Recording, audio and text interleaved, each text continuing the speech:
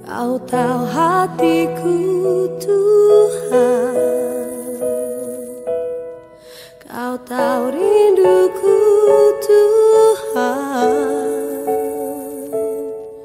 Kau tahu harapku, Kau tahu mimpiku di tangan-Mu Tuhan. Dalam segenap jalanku, dalam setiap langkahku, hanya Kau Tuhan yang ku andalkan menghadapi semua. Yesus, Kau anugerah terindah dalam hidupku. Kau sungguh berarti di setiap jalanku, dan anugerah-Mu selalu mempesonaku. Yesus, Kau terbaik, Yesus, Kau termanis di dalam hidupku. Yesus, Kau anugerah terindah dalam hidupku. Kau sungguh berarti di setiap jalanku. Anugerah-Mu selalu mempesonaku. Yesus, Kau terbaik, Yesus, Kau termanis di dalam hidupku.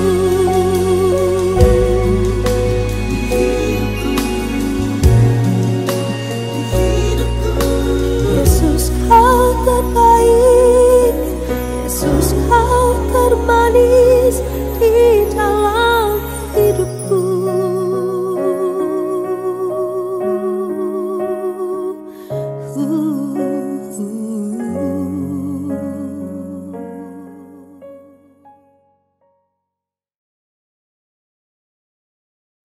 Salam, selamat sore Ibu-ibu yang terkasih di dalam Tuhan. Senang kembali di sore hari ini kita boleh merenungkan firman Tuhan melalui ibadah online di sore hari ini.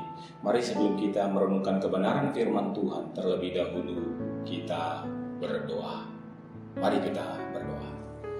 Bapa kami yang di surga, kami bersyukur di sore hari ini Engkau Allah yang telah mengumpulkan kami untuk kami boleh bersekutu bersama-sama secara online. Kami akan mendengarkan firman Tuhan. Roh Kudus membuka hati pikiran kami sehingga kami boleh mampu menerima firman Tuhan dan melakukannya di dalam kehidupan kami. Buka hati kami siap menerima firman Tuhan. Terpujilah Tuhan, di dalam nama Tuhan Yesus kami berdoa, kami bersyukur. Amin. Ibu-ibu yang terkasih di dalam Tuhan, tema kita hari ini adalah anugerah yang menyelamatkan, yang terambil di dalam Kisah Para Rasul pasal yang ke-15 ayat yang ke-6 sampai ayat yang ke-12. Demikianlah firman Tuhan. Maka bersidanglah rasul-rasul dan penatua-penatua untuk membicarakan soal itu. Sesudah beberapa waktu lamanya berlangsung pertukaran pikiran mengenai soal itu, berdirilah Petrus dan berkata kepada mereka, "Hai saudara-saudara, kamu tahu bahwa telah sejak semula Allah memilih aku dari antara kamu, supaya dengan perantaran mulutku bangsa-bangsa lain mendengar berita Injil dan menjadi percaya. Dan Allah yang mengenal hati manusia telah menyatakan kehendaknya untuk menerima mereka, sebab Ia mengaruniakan Roh Kudus juga kepada mereka sama seperti kepada kita. Dan Ia sama sekali tidak mengadakan perbedaan antara kita dengan mereka, sesudah Ia menyucikan hati mereka oleh iman. Kalau demikian, mengapa kamu mau mencobai Allah dengan meletakkan pada tengkuk murid-murid itu suatu kuk yang tidak dapat dipikul, baik oleh nenek moyang kita maupun oleh kita sendiri? Sebaliknya, kita percaya bahwa oleh kasih karunia Tuhan Yesus Kristus, kita akan beroleh keselamatan sama seperti mereka juga. Maka, diamlah seluruh umat itu. Lalu mereka mendengarkan Paulus dan Barnabas menceritakan segala tanda dan mujizat yang dilakukan Allah dengan perantaraan mereka di tengah-tengah bangsa-bangsa lain. Demikianlah firman Tuhan. Ibu-ibu yang terkasih di dalam Tuhan Yesus Kristus, ada sebuah ilustrasi tentang seorang bapak yang sedang membongkar gudangnya. Waktu dia merapikan gudang tersebut, maka ia menemukan begitu banyaknya piagam-piagam penghargaan, begitu banyaknya piala yang diraih oleh anaknya. Ia teringat dengan berbagai upaya kerja keras yang telah dilakukan oleh anaknya untuk mendapatkan yang namanya piagam dan piala-piala tersebut. Tetapi sekarang piagam dan piala tersebut tergeletak tanpa harga, terletak tanpa nilai, dan tidak pernah lagi diperhatikan. Di dalam sebuah puisi yang ditulis oleh Shel Silverstein yang berjudul Hector si Kolektor, puisi ini mengisahkan tentang semua benda-benda yang dikoleksi oleh Hector selama bertahun-tahun. Ia menyayangi benda-benda tersebut.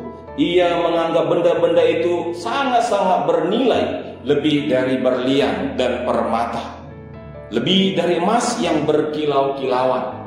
Lalu Hector mau mencoba memberikannya kepada teman-temannya. Maka ia mengundang teman-temannya untuk datang ke rumah dan berkata, "Saya akan memberikanlah benda-benda yang sangat berharga untuk kalian dari milik saya." Maka teman-temannya itu datang. Dan ketika Hector memberikan benda-benda tersebut kepada mereka, maka teman-temannya berkata, "Barang-barang itu adalah sampah." Ibu-ibu yang terkasih di dalam Tuhan Yesus Kristus, demikianlah kita memahami anugerah sebelum kita mengenal yang namanya Yesus Kristus. Waktu kita belum menerima keselamatan di dalam Tuhan Yesus Kristus, maka sebagai orang yang berdosa kita akan terus mengerjakan keselamatan kita dengan upaya kita sendiri. Kita akan mengerjakan pekerjaan baik, kita akan mengerjakan perbuatan-perbuatan amal, kita akan menjalankan seluruh tuntutan-tuntutan hukum yang ditetapkan kepada kita. Demikianlah yang dilakukan juga oleh bangsa Israel pada waktu itu. Mereka mengerjakan seluruh tuntutan hukum Taurat, berupaya untuk mengerjakannya secara sempurna, termasuk menjalankan yang namanya sunat. Menurut mereka, kalau mereka menjalankan itu semua, maka mereka layak di hadapan Tuhan, maka mereka akan diselamatkan oleh Tuhan.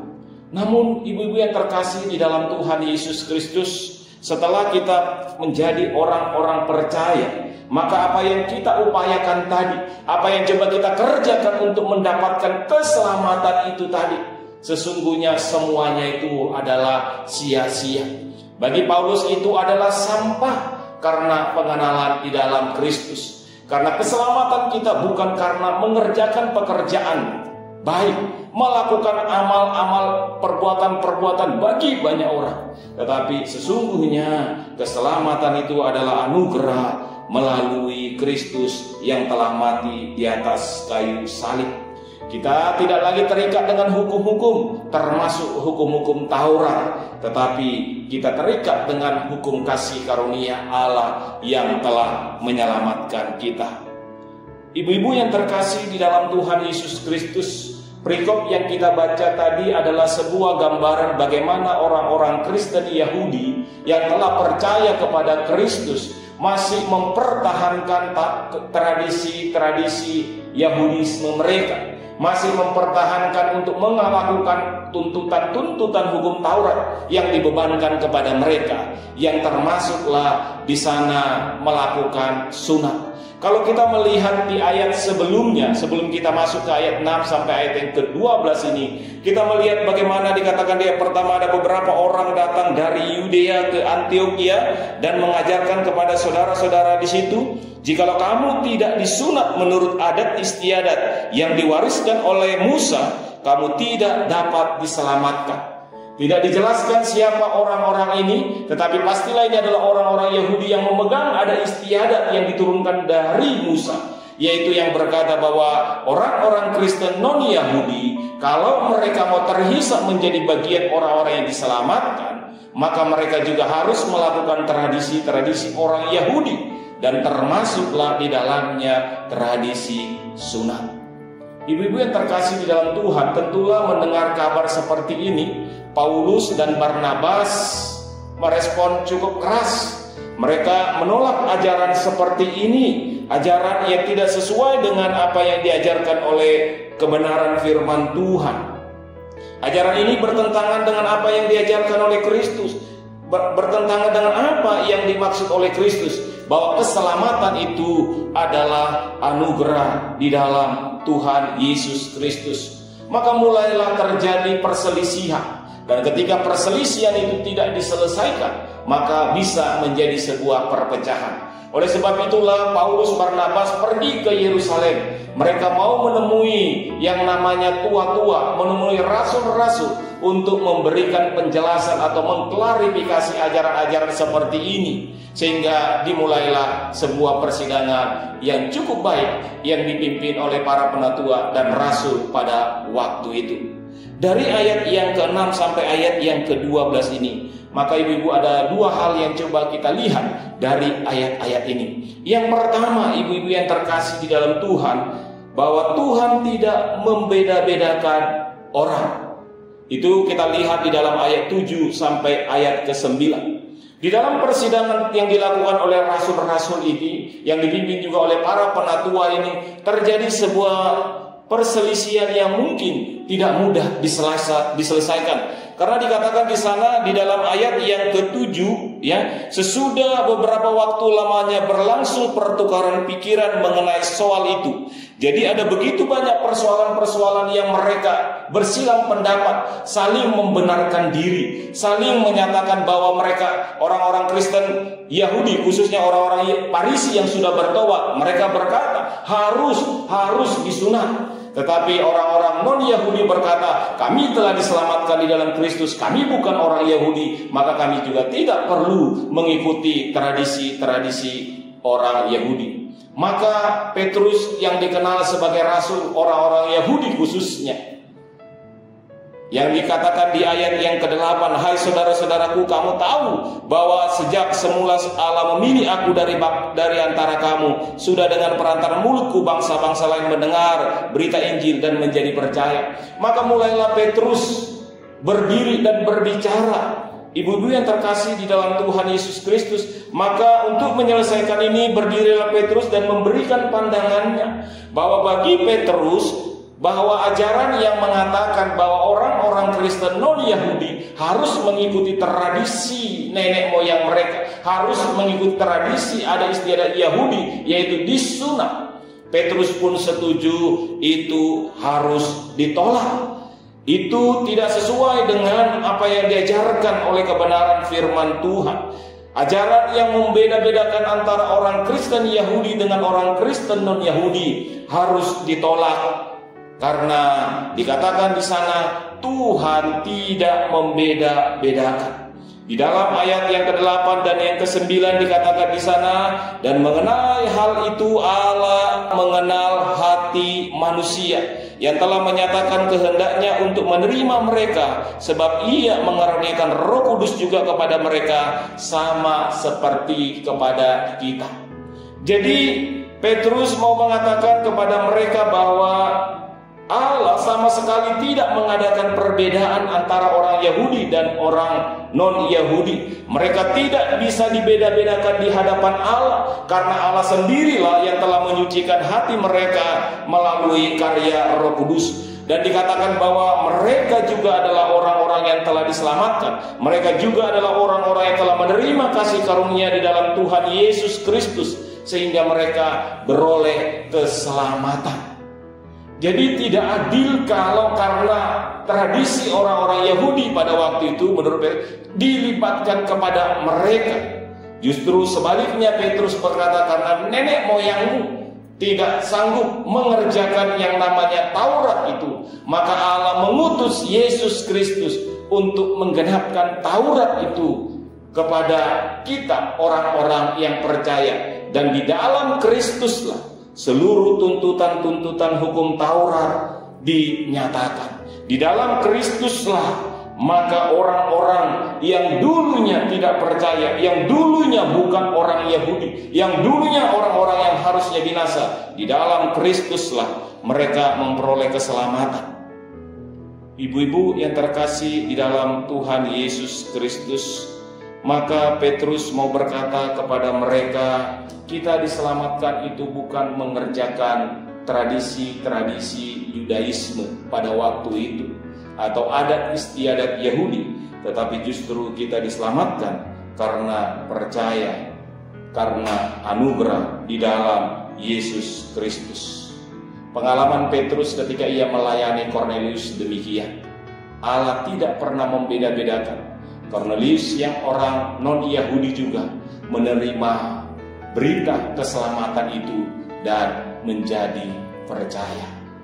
Oleh sebab itu, Petrus dengan tegas menolak ketika keselamatan itu dinyatakan hanya khusus orang-orang Yahudi yang menjalankan Taurat. Tidak, hanya untuk orang-orang yang mengerjakan perbuatan-perbuatan baik. Tidak, keselamatan itu adalah anugerah.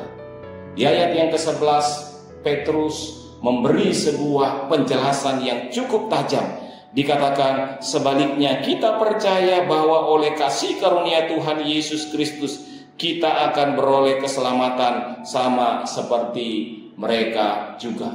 Oleh sebab itu Petrus mau mengatakan poin yang kedua, jangan dicampur adukkan antara kasih karunia dan Taurat.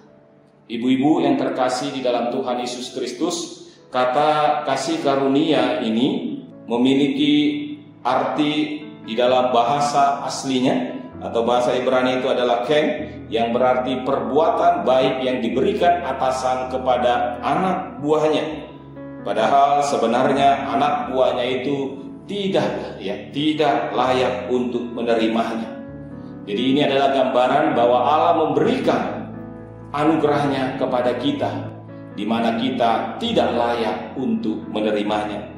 Di dalam perjanjian lama kita boleh menemukan bahwa panggilan Allah kepada nenek moyang oleh orang-orang Israel, Abraham, Ishak, dan Yakub, bukanlah karena kebaikan mereka, bukanlah karena perbuatan mereka, tetapi karena Allah yang memanggil mereka.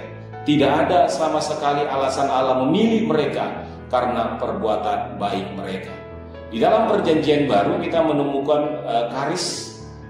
Itu di dalam kata kerjanya mengandung sebuah makna tentang pengampunan, di mana Allah menyatakan pengampunannya kepada kita orang yang berdosa.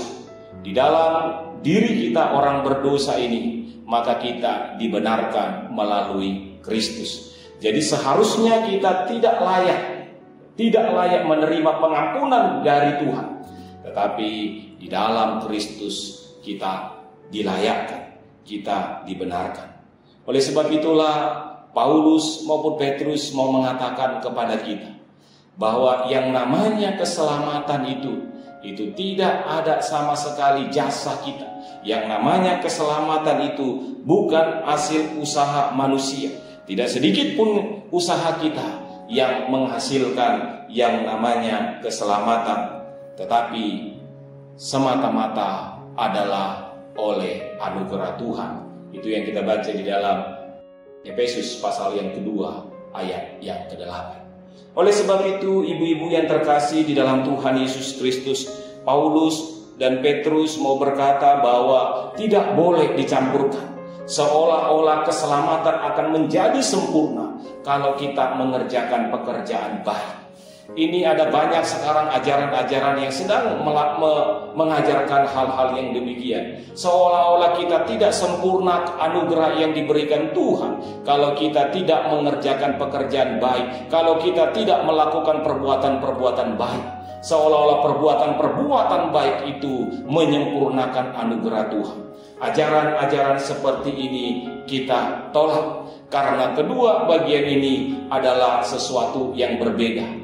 Kalau kita melihat anugerah Allah itu memberi kita kehidupan yang berkelimpahan, tetapi kalau kita mengerjakan Taurat, ada hukuman yang terjadi di sana.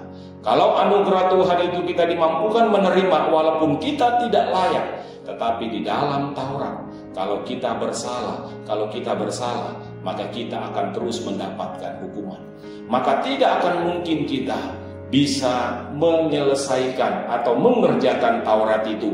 Itu yang dikatakan oleh Petrus di ayat yang ke-10, yang dikatakan, mengapa engkau mencobai Allah? Kenapa? Karena nenek moyang kita pun tidak mampu melakukannya. Kenapa ibu-ibu?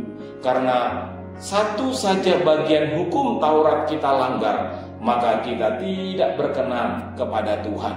Itu konsep Taurat pada waktu itu. Artinya kalau 9 hukum Taurat kita kerjakan, tapi satu kita tidak lakukan, maka kita tidak sempurna mengerjakan Taurat tersebut. Kita tidak berzina, kita tidak membunuh, kita tidak mencuri. Tetapi kalau kita bersaksi dusta, maka tetap saja ada hukuman di dalamnya. Oleh sebab itu, ibu-ibu yang terkasih di dalam Tuhan Yesus Kristus, anugerah memberikan kita ketenangan, kedamaian di dalam Kristus. Tetapi Taurat menghasilkan kegelisahan, ketakutan, rasa bersalah, dan seolah-olah kita terus berhutang kepada Allah. Seolah-olah Tuhan tidak bisa mengampuni dosa kita. Seolah-olah Tuhan tidak mengerti kehidupan kita. Maka kalau kita mengerjakan Taurat, seolah-olah Tuhan tidak mengampuni. Tuhan sangat-sangat pelit terhadap pengampunannya. Tetapi melalui anugerah kita melihat sebaliknya. Di dalam Tuhan Yesus Kristus kita melihat bagaimana Tuhan melayani kita orang yang berdosa melalui kedatangannya di atas kayu salib. Apapun bentuk dosa kita, apapun perbuatan-perbuatan kita, Dia telah menyelesaikannya di atas kayu salib.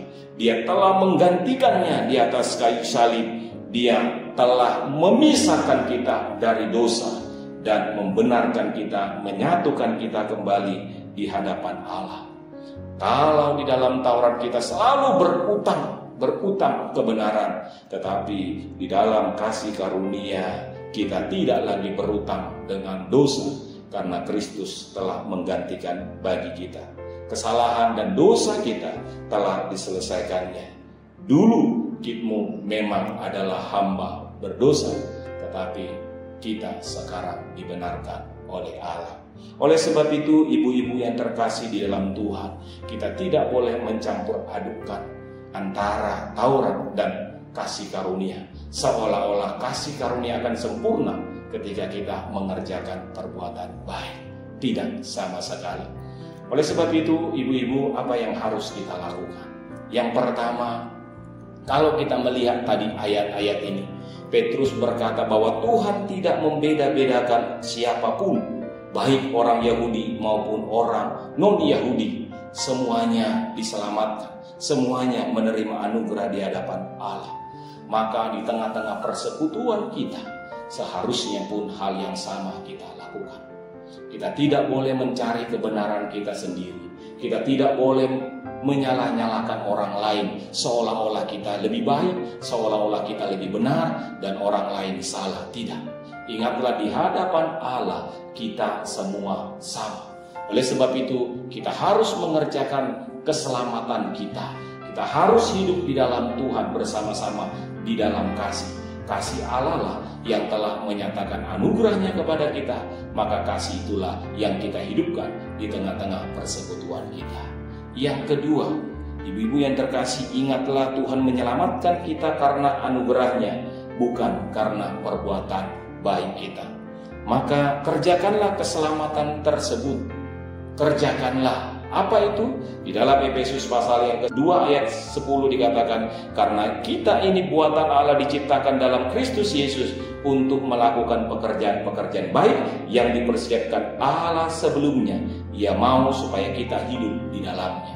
Maka sebagai tanda kita orang-orang yang telah diselamatkan, yang telah menerima anugerah Tuhan, maka kita melakukan pekerjaan-pekerjaan baik. Kita menjadi berkat bagi orang-orang lain, sehingga orang-orang lain melihat kasih Tuhan.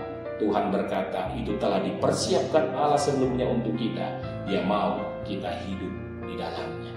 Oleh sebab itu, ibu-ibu yang terkasih, orang-orang Kristen yang telah percaya maka mereka pasti melakukan perbuatan-perbuatan baik karena mereka telah menerima perbuatan-perbuatan baik Allah sebelumnya, yaitu anugerah. Mari kita kerjakan itu di tengah-tengah kehidupan kita. Amin. Kita berdoa. Bapa kami yang di sorga, terima kasih untuk renungan firman Tuhan yang mengajarkan kami untuk kami boleh hidup di dalam sebuah persekutuan, tidak saling membenarkan diri, tidak saling menghakimi. Sebagai orang-orang yang telah menerima keselamatan Tuhan, seharusnya kami hidup di dalam kasih, menyelesaikan setiap pergumulan permasalahan yang ada di dalam hikmat dan kasih Tuhan, sehingga kami boleh bertumbuh bersama-sama di tengah-tengah persekutuan yang ada. Demikian juga Tuhan, sebagai orang-orang yang telah diselamatkan, maka kami diajak untuk mengerjakan keselamatan kami, yaitu pekerjaan-pekerjaan baik yang diberikan oleh Allah sebelumnya, dan Tuhan mau kami ada di dalamnya. Jadikan kami menjadi teladan, jadikan kami menjadi berkat di tengah-tengah kehidupan di mana Tuhan memanggil kami.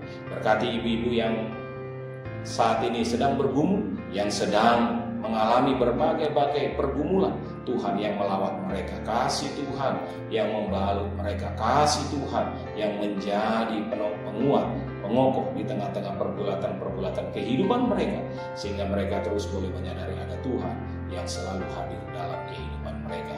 Terima kasih ya Tuhan, berkatilah ibu-ibu semua di tengah-tengah rumah tangga mereka, berkatilah pekerjaan, berkatilah usaha, berkatilah suami, berkatilah anak, mantu, dan cucu mereka. Biarlah kiranya keluarga-keluarga umat-Mu menjadi keluarga-keluarga yang mengasihi dan melayani Tuhan. Kami mengakhiri persekutuan kami pada sore hari ini di dalam berkat-berkat Tuhan. Turunlah kasih karunia damai sejahtera dari Allah Bapa, cinta kasih dari Tuhan Yesus Kristus, dalam persekutuan dengan Roh Kudus, menyertai, memberkati, menguatkan, meneguhkan, serta menopang ibu-ibu sekalian dari sekarang sampai selama-lamanya. Amin. Tuhan memberkati ibu-ibu sekalian. Shalom, selamat sore.